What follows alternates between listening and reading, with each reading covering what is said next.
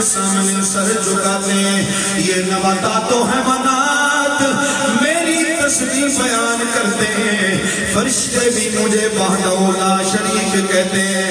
میں سارے جہانوں کا اللہ اکبر پھر بھی اپنے محبوب پر درود و سلام کے گجرے بھیجتا. اپنے محبوب پر درود و سلام بھیجتا ہوں.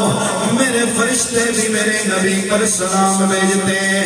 میرے نبی پر درود کے گجرے بھیجتے ہیں. اے میرے غلاموں، اے میرے محبوب کا کلمہ پڑھنے والوں، یہ وہ شانوں والا نبی ہے.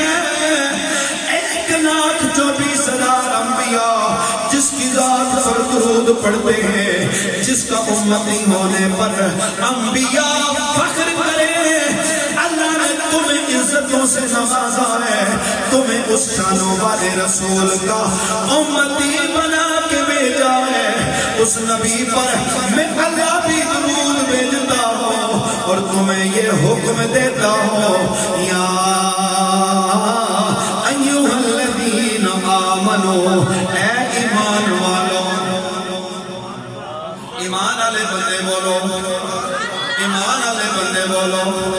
یہاں میرا اللہ ایمان والوں سے مخاطب ہے. گفتگو ایمان والوں سے کی جا رہی ہے.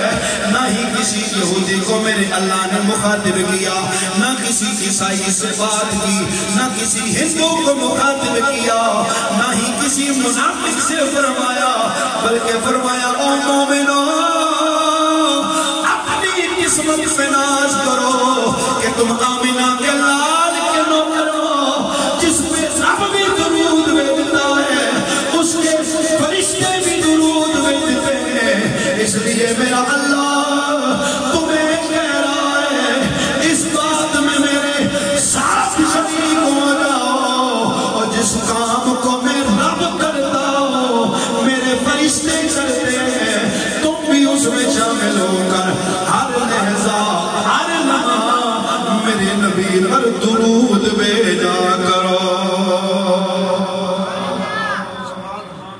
میرے نبی پر کیا کیا کرو؟ بولیے بولیے. اللہ